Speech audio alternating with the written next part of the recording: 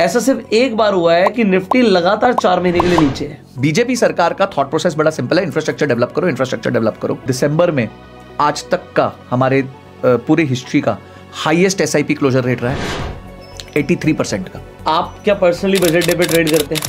आप देख रहे हैं एफएमसीजी स्टॉक्स का क्या बाजा बजाया। HUL is down by almost 25-30%, Asian Paints is almost down by 25-30% from their tops. Markets में भी ताकत थोड़ी कम है क्योंकि एफआई दुकान बंद करके जा रहे हैं।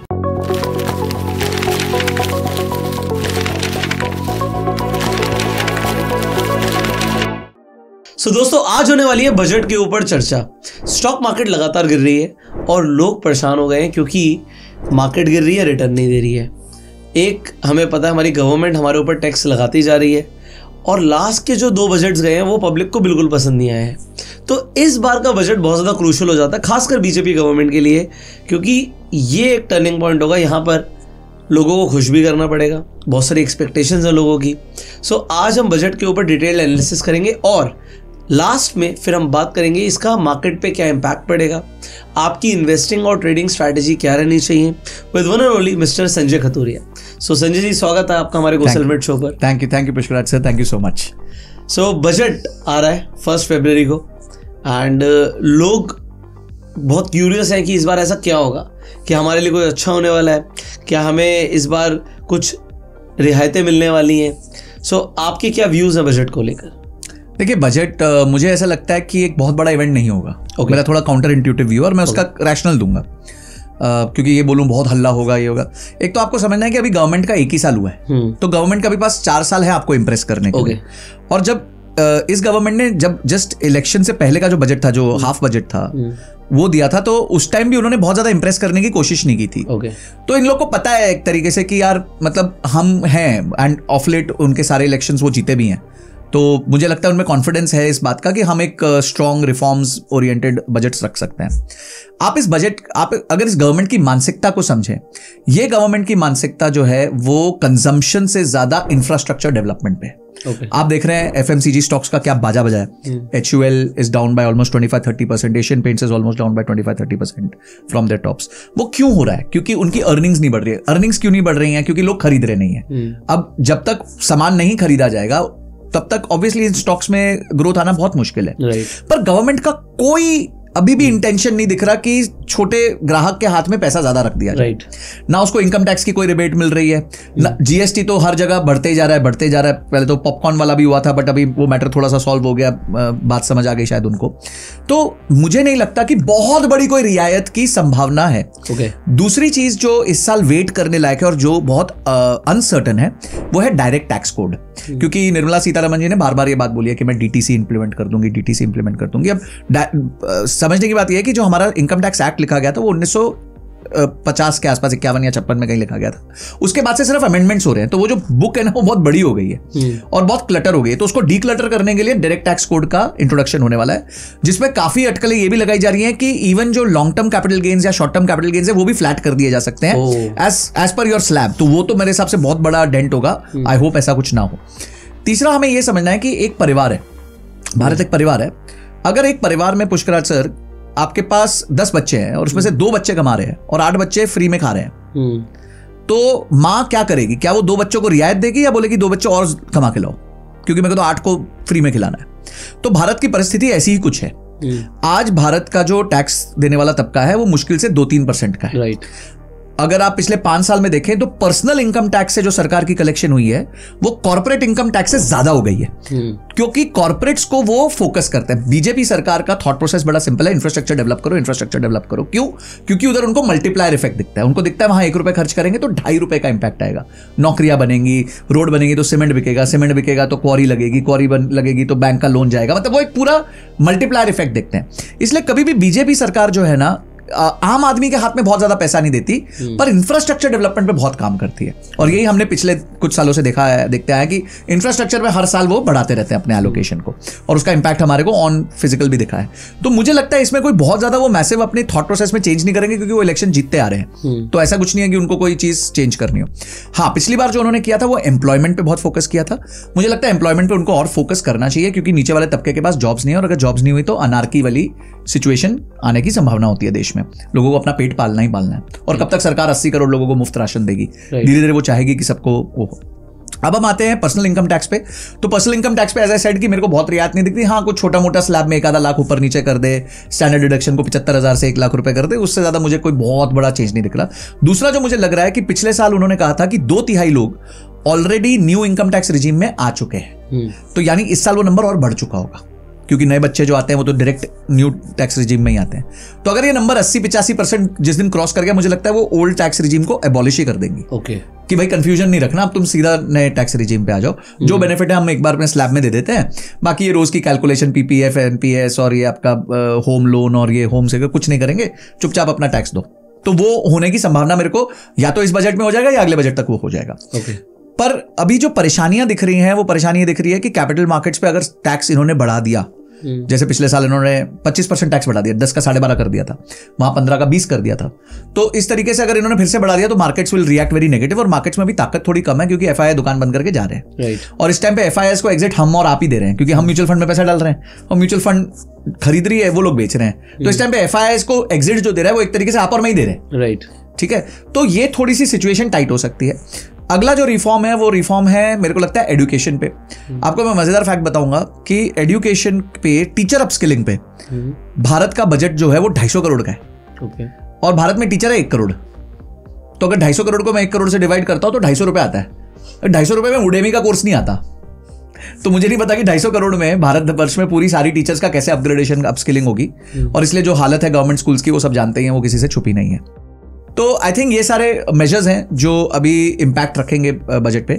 मुझे कोई बहुत मेजर चेंज नहीं दिख रहा। सिर्फ अगर इन्होंने डीटीसी इंट्रोड्यूस कर दिया और स्टॉक मार्केट के साथ कुछ खेला करने की कोशिश करी, ideally they should not touch the stock market. उन्होंने जितनी पिटाई करनी थी पिछले साल कर दी, अब मेरे हिसाब से उनको बख्श देना चाहिए स्टॉक मार्केट को अगले 4-5 साल तक, क्योंकि वैसे भी माहौल थोड़ा सा नेगेटिव है। Corporate earnings are there at their lowest और सपोर्ट है नहीं। एफआईआईएस छोड़ के जा रहे हैं। इस टाइम पे अगर इन्होंने डीआईएस को भी नाराज कर दिया, एक आम निवेशक को नाराज कर दिया, तो आपको मैं मजेदार बात बताऊं, दिसंबर में आज तक का हमारे पूरी हिस्ट्री का हाईएस्ट एसआईपी क्लोजर रेट रहा है 83% का। यानी जो नए एसआईपी अगर 100 बने हैं तो 83 एसआईपी बंद हुए हैं। तो यानी एक बहुत सीरियस कंसर्न है कि लोगों का कॉन्फिडेंस हिल रहा है कि भाई, क्योंकि रिटर्न्स नहीं दिख रहे। अभी आप देख रहे हैं 12-13% से निफ्टी गिर चुका है अभी तक, जब तक हम बात कर रहे हैं। सो आई थिंक ये सारी चीजों को देखते हुए मुझे ऐसा लगता है कि बहुत बड़ी कोई रियायत की अपॉर्चुनिटी नहीं दिख रही मुझे। पर उसके साथ साथ मुझे बस डर ये है कि मार्केट्स के साथ ना खिलवाड़ करें। अगर मार्केट्स को छोड़ देंगे एज इट इज तो हम बच सकते हैं, निकल सकते हैं। सो अब बात आती है, कई सारे लोग ये जानना चाहते हैं, भाई बजट है तो वोलेटिलिटी होती है उस दिन। हाँ, तो आप क्या पर्सनली बजट डे पे ट्रेड करते हैं? देखिए, मैं बजट डे पे नहीं ट्रेड करता। ओके। क्योंकि मुझे ऐसा लगता है कि अगर अच्छा, यहाँ क्या होता है, सारे लोग आके बोलेंगे कि आप वो स्ट्रैडल मार लो बैंक निफ्टी और, बट विक्स इतना ज्यादा होता है ना सुबह सुबह के टाइम पे कि आप गलत प्रीमियम्स खरीद बैठते हो और वो then the time is running against you. फिर आप बोलोगे नहीं, ये काम करते हो स्ट्रैडल बेच दो। तो अब स्ट्रैडल अगर आप बेच दो और पता चला वन साइड हैवी मूवमेंट आ गई बाय चांस, तो भी आप नुकसान में आ सकते हो। तो आई थिंक ये बहुत ज्यादा विनेबल गेम नहीं होती है बजट वाले दिन पे। और मार्केट कैसे रिएक्ट करती है, बाय द टाइम मार्केट समझती है कि एक्चुअली ये तो इसका इंपैक्ट ही नहीं था, तो मार्केट उल्टा रिएक्ट करती है। तो आपके स्टॉप लॉस कटेंगे, आपका बहुत कुछ होगा उस दिन पे। तो आइडियली तो आप दूर रहो। और अगर आपको ट्रेड करने का मन है तो पहले प्रीमियम्स का विक्स चेक कर लो, आईवी चेक कर लो। अगर आईवी बहुत ज्यादा है तो it is still better to sell the straddle of bank Nifty जो भी आपको है। अगर आईवी जनरली 80-100 तक भी चले जाते हैं उस दिन पे, तो अगर वो रेंज में जा रहे हैं तो आप बेचो। आज भी आईवी जो है, जब हम आज बात कर रहे हैं 27 जनवरी को, तो 9% ऊपर था इंडिया विक्स। तो बहुत ज़्यादा मतलब अभी वॉलेटिलिटी है मार्केट में, तो उस वजह से प्रीमियम्स बढ़े हुए हैं। तो अगर आप वो खेलना चाहते हो तो फिर भी स्ट्रैडल बेच सकते हो, बट चेक करके करना। जो भी करना, स्ट्रॉन्ग स्टॉप लॉसेस रखना और फास्ट टारगेट्स पे आउट हो जाना। मतलब बहुत ज़्यादा ये मत सोचना कि बैठा रहूंगा खाता रहूंगा। तो ये मेरा, अगर किसी को करना हो तो ये ब्रॉड स्ट्रैटेजी मैं फिर भी ओके करूंगा। आप बताओ सर, इस मामले में आप एक्सपर्ट हो, आपकी सुनना चाहूंगा मैं कि आपका क्या होगा बजट डे ट्रेडिंग। सो मतलब ऑनेस्टली स्पीकिंग कि उस दिन मतलब हम ऑफिस में एक साथ, मतलब काफ़ी सारे लोग हैं, इट्स नॉट जस्ट मी। सो होता क्या है उस वक्त ना, अगर हम लोग स्ट्रैडल अगर समझते हैं तो कॉल और पुट के जो एट द मनी के प्रीमियम अगर उन्हें समझते हैं तो उसका एक सिंपली ग्राफ मिल जाता है आपको इंटरनेट पर। तो आपको ना उस ग्राफ को ट्रैक करना चाहिए। अगर वो ग्राफ के अंदर अपसाइड मूवमेंट दिख रही है, इसका मतलब है स्ट्रैडल का प्रीमियम बढ़ रहा है। सो मैं सेलर पॉइंट ऑफ व्यू से बोल रहा हूँ। उस सेलर पॉइंट ऑफ व्यू से वी आर आउट, हम कोई ट्रेड नहीं करेंगे। जैसे ही वहां पर हमें दिखेगा कि भाई अभी गिरना शुरू हो गया, एक पीक से एक स्ट्रैडल का जो प्रीमियम है वो गिरना शुरू हुआ, इसका मतलब है डिके आना चालू हो गया, तो वो फेक हो सकता है, वो कई बार फेक हो सकता है। तो वहां पर देयर आर एल्गोज डिप्लॉयड। अब ऐसा नहीं है कि मैं खुद बैठ के अब ट्रेड करता हूँ, सो वहां पे एल्गो डिप्लॉयड है। तो जैसे ही वहां से प्रीमियम गिर रहे होते हैं, सो एल्गो कैच करती है, जब तक गिर रहे हैं उसे पकड़ के रखेगी। अगर स्पाइक्स जाएंगे तो एक सर्टेन लेवल्स है, बट अगर ऐसे होगा कोई बात नहीं, then we will do re entry also. तो अगर फिर से गिरेगा, क्योंकि उस दिन कमाने को बहुत बड़ा है, and there are multiple strategies जो बाइंग में भी उस दिन सपोर्ट करती है। श्योर। तो वो मल्टीपल स्ट्रैटेजीज है, एक दिन में नहीं सीख पाएंगे लोग, बट पॉइंट ये है कि अगर आप अवॉइड करना चाहते हो आप टोटली अवॉइड कर सकते हो, बट किसी भी दिन के, जैसे कोई एक बजट डे है, मेरे लिए बजट डे एक नॉर्मल डे है। क्यों? क्योंकि एसएल सेम है दोनों दिन का। अगर आप बजट का अगला दिन बोलोगे और बजट वाला दिन बोलोगे, तो मुझे जितना गंवाना है, जो मैंने दिमाग में सोच रखा है, जो हमने एल्गो में सिस्टम में डाल रखा है, वो फिक्स्ड है। मान लेते हैं वो 1% है या 1.25% है, तो वो जो है वो फिक्स्ड है, वो चेंज नहीं होगा। समझ गया। तो वो बजट डे पर भी हम 1% का रिस्क लेंगे, अब रिवॉर्ड जो मार्केट ने देना वो दे देगी। समझ गया। और अगर कोई और दिन है तो बट उस दिन की स्ट्रैटेजी चेंज हो जाती है, क्योंकि उस दिन की वॉलेटिलिटी हमें भी पता है बहुत ज्यादा है। आपको थोड़ा संभल के चलना है, एक साथ पूरी पोजीशन पे नहीं बैठना। जहां पर दिख रहा है कि डिके आना शुरू हुआ, एंटी मार्टिंगल सिस्टम करना उस दिन। एंटी मार्टिंगल विनिंग को बढ़ाना है, विनिंग ट्रेड्स को पर हैवी बैठना है। समझ गया। और जो लूजिंग है उसमें कम करना है। लोग उल्टा करते हैं, जब लॉस होता है तो वो एवरेज आउट और खरीदते रहते हैं, एवरेज आउट करते हैं। तो यहाँ पे ट्रेडिंग में एंटी मार्टिंगल चलता है, मतलब विनिंग वाली ट्रेड्स पे आपको बैठना है। बट सी, अगर आप हिस्टोरिकल देखोगे और मैं हिस्टोरिकल डेटा दिखाऊंगा तो हर बार कुछ अलग होता है। सो मतलब लोगों को क्या करना चाहिए, थोड़ा सा बैक टेस्ट करना चाहिए। उनकी साइकोलॉजी क्या है, कोई बायर पर्सपेक्टिव से देखता है, कोई सेलर पर्सपेक्टिव से देखता है। मैं सेलर पर्सपेक्टिव से देखता हूँ तो मुझे तो प्रीमियम ज्यादा दिख रहे हैं, तो उन्हें कैप्चर करने का जब मौका मिलेगा तब we will enter, but with fixed stop loss in mind. And कमाने का मौका तो ऐसा है कि भाई उस दिन 5% भी बन सकता है एक दिन में। सो अगर एक दिन में 5% बन सकता है तो वो बहुत बड़ी अपॉर्चुनिटी है, गंवाना उतना ही है, तो शायद ट्रेड तो करेंगे। पर देखिए पुष्करा जी, आपने जब जितनी भी ये बातें बोली उसमें बहुत गौर करने वाली बात है सबको लिए मैं कहूँगा कि आपने अपने स्टॉप लॉस को जाना हुआ है। आपको पता है वैल्यू एट रिस्क जिसे हम कहते हैं, वैल्यू एट रिस्क इतना है। और मैं भी यही बात बार बार कहता हूं कि अपने वैल्यू एट रिस्क को समझ लो, कि ऐसा ना हो जाए कि सुपड़ा साफ हो जाए, जैसे वो इलेक्शंस में होता है ना कि आपका सुपड़ा ही साफ हो गया, तो आपका कैपिटल साफ ना हो जाए, वाइप आउट ना हो जाए, आप इमोशन में ना आ जाओ। और अगर आप गलत हो तो एक्सेप्ट करो आप गलत हो, जो आपने रिवर्स मार्टिंगल की बात करी कि आप एक्सेप्ट कर लो आप गलत हो जाती है गलती। भाई हम कोई भी भगवान थोड़ी बैठा है यहाँ पे, ऐसा नहीं मैंने कभी लूजिंग ट्रेड्स नहीं किया, आपने कभी लूजिंग ट्रेड्स नहीं किए, बट अपनी ह्यूमिलिटी रखना कि हमसे गलती हो गई और आप एग्जिट ले लेना और उसके बाद लॉजिकली री एंटर करना अगर पॉसिबल है, क्योंकि अगर आपके पास कैपिटल बचेगा तो ही तो आप री एंटर करोगे।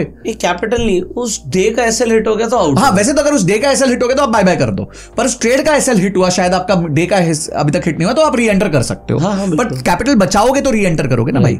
तो मुझे लगता है कि सुपड़ा साफ मत करो, पिच पे बने रहो, और इतनी अगर बहुत ही स्ट्रेस आ रहा है चुपचाप बैठ जाओ, आराम से 11 बजे चाय का प्याला लो और बैठ के मैडम को देखो।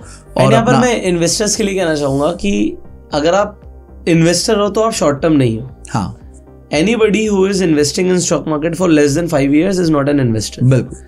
तो इस साल का बजट अच्छा है बुरा है, मुझे पर्सनली लगता है कि यार नाराज तो नहीं करना चाहिए पब्लिक को। होपफुली कुछ तो अच्छे पॉइंटर्स मारने चाहिए जिससे मतलब रिटेल खुश हो। सो अगर वो खुश करने वाला कुछ बजट हुआ तो यहाँ पर एक पॉजिटिव इम्पैक्ट मार्केट में आ सकता है। रीजन क्या है, अगर हम हिस्टोरिकल डेटा देखते हैं तो पिछले 23 साल में ऐसा सिर्फ एक बार हुआ है कि निफ्टी लगातार 4 महीने के लिए नीचे है। ये अभी हुआ है, 4 महीने से निफ्टी की month on month closing negative आ रही है। सितंबर, अक्टूबर, नवंबर, दिसंबर, अभी जनवरी चल रहा है। हाँ। सो अगर जनवरी भी नेगेटिव हुआ, जो कि अभी चल रहा है नेगेटिव, सो ये 23 सालों में पहली बार होगा। 2008 के क्रैश में भी ऐसा नहीं हुआ, कोविड में भी ऐसा नहीं हुआ कि 4 महीने मार्केट लगातार गिर रहा हो। सो 4 महीने गिर गया, 5वां महीना ये फर्स्ट टाइम होगा। अगर ऐसा होता है तो मैं पर्सनली ऐसा देखता हूं कि मार्केट्स फिर भी टर्न अराउंड करते हैं। तो ये एक हिस्टोरिकल डेटा है, ऐसा नहीं कि करेंगे ही करेंगे, ठीक है। पॉइंट यहां पर ये है, अगर टर्न अराउंड करते हैं और जनरली ऐसा होता है तो आपको बहुत ज्यादा डरने की जरूरत नहीं है। अगर गिरते हैं इट इज एन अपॉर्चुनिटी, तो every day is an opportunity. मुझे लगता है अच्छा बजट आएगा तो मार्केट यहाँ से बाउंस बैक कर सकती है। बिल्कुल, बाकी लेट्स वेट एंड वॉच। बिल्कुल, हमारे हाथ में तो इतना ही है कि निर्मला सीतारमन के ऊपर पूरा दारोमदार है इस बार, उन्हें क्या करना है। हाँ, बट मुझे वही लगता है कि देयर एजेंडा, अगर आप उनका लॉन्ग टर्म एजेंडा देखो तो उनका लॉन्ग टर्म एजेंडा ये है ही नहीं कि आपके हाथ में पैसा छोड़ना है। उनका लॉन्ग टर्म एजेंडा एक ही है कि इंफ्रास्ट्रक्चर रेवड़ी तो वो भी बांट रहे हैं ना यार। नहीं, वो तो देखो इलेक्शन, आई थिंक, हाँ ये एक पॉइंट है, मुझे ऐसा लगता है ये बहुत वैलिड पॉइंट है। मुझे ऐसा लगता है कि इस पे किसी तरह की रोक लगनी चाहिए कि एक लेवल के बाद मेरे को लगता है, या फिर एक प्रपोर्शन ऑफ स्टेट बजट हो सकता है। मुझे लगता है कि आप फ्री स्कूलिंग देते हो, वेल एंड गुड है, फ्री हेल्थ केयर देते हो, बहुत बढ़िया, इसे आप अच्छा करो। आप जो राशन दे रहे हो, ठीक है, जिन्हें जरूरत है उन्हें मिलता नहीं है, आप पूरे इंडिया को फ्री में खाना खिलाना चाहते हो यार, वो कहां से पैसा आ रहा है? क्या नरेंद्र मोदी जी बच्चे देंगे ना? नरेंद्र मोदी जी अपनी जेब से दे रहे हैं, या अरविंद केजरीवाल अपनी जेब से दे रहे हैं, राहुल गांधी अपनी जेब से दे रहे हैं। ये जो खटाखट पैसा आता जाएगा, वो टैक्स कौन भरेगा? हम ही भरेंगे। ये लोग तो भरते नहीं। बिल्कुल सही कह रहे हो, बिल्कुल सही कह रहे हो। और ये लोग नहीं, आप लोग भी, आप अगर पार्ले जी का पैकेट खरीद के आ रहे हो और वो महंगा होता जा रहा है, अगर वो महंगा नहीं हो रहा तो उसका साइज कम हो रहा है, 100 ग्राम का 40 रह गया, तो क्वांटिटी कम हो रही है। सो आपको समझ नहीं आ रहा है ये पैसा आपका ही है। बट अभी क्या होता है, अभी के लिए क्या होता है, लोग हमेशा शॉर्ट टर्म सोचते हैं, इसीलिए लोग इंट्राडे ट्रेडिंग करते हैं, इसीलिए और स्कैल्पिंग करते हैं। दिहाड़ी मजदूरी, दिहाड़ी तो पूरा दिन हो गया दिहाड़ी तो पूरा दिन हो गया। सोच तो वही है ना, इसलिए घंटे का पैसा चाहिए, घंटे का पैसा। अब घंटे का पैसा कैसे अब घंटे का पैसा कैसे मिलता है भाई, ये तो मैं पता है। पॉइंट यहाँ पर ये है कि लोग बहुत शॉर्ट टर्म सोचते हैं। तो लोग क्या सोचते हैं यार, आज ये सरकार हमें इतना सस्ता सिलेंडर दे देगी, इतना ये महीने का अकाउंट में डाल देगी तो काम चल जाएगा। बट वो ये नहीं देख रहे कि चीजों का प्राइस, इन्फ्लेशन कितनी जल्दी बढ़ रहा है। True. अगर तुम्हारे अकाउंट में 2, 5, 10 हजार रुपए आने लग जाएंगे, सबके पास 10,000 आ जाएंगे, तो 2000 जीरो ही हो जाएंगे ना, तो वो उसकी वैल्यू खत्म हो जाएगी। यार ये हमारे पास लाइव एग्जांपल है, जो वेनेजुएला ने किया, हाँ, सही, जो जिम्बाब्वे ने किया। जो आप फ्री करेंसी बांट देते हो, तो करेंसी की वैल्यू नहीं है ना, करेंसी की वैल्यू नहीं है। तो करेंसी की अगर वैल्यू नहीं है तो जो ब्रेड का पैकेट, हम यार ऑनेस्टली मैं राशन नहीं मंगाता तो मुझे नहीं पता, हो सकता 30-40 रुपए का आता हो आज की रेट में, जब मैं छोटा था तो 10 रुपए का आता। बिल्कुल सही है। और वो ब्रेड का पैकेट अगर 200 रुपए का हो जाए तो बड़ी बात मत समझना, क्योंकि तुम सबके पास पैसे आ जाएंगे अकाउंट में। बिल्कुल सही है। तो ब्रेड 200 रुपए की हो जाएगी। आप जो आज दूध खरीद रहे हो, अगर वो 60 रुपए लीटर है, मेरे को एग्जैक्ट अभी सॉरी मेरे को नहीं पता होगा, बट 60 है, 70, 80 है, जो भी है, वो 200-300 रुपए हो सकता है भाई। सही कह रहे हो, क्योंकि अल्टीमेटली सबके पास पैसे ना, सबको दूध चाहिए। बिल्कुल, तो उसकी वैल्यू कुछ नहीं है। अगली बार सरकार आके आज से कुछ साल बाद ये बोले मैं तुम्हारे अकाउंट में 1-1 लाख डाल दूंगा, तो भी बड़ी बात नहीं है ना, कोई बड़ी बात नहीं है, क्योंकि तुम लाख रुपए से खुश हो रहे हो। हाँ। ना वैल्यू है। और पॉइंट नंबर 2, ये हम क्या आदत डाल रहे हैं इंडिया को कि घर बैठ के खाओ यार, ये भीख है यार ये।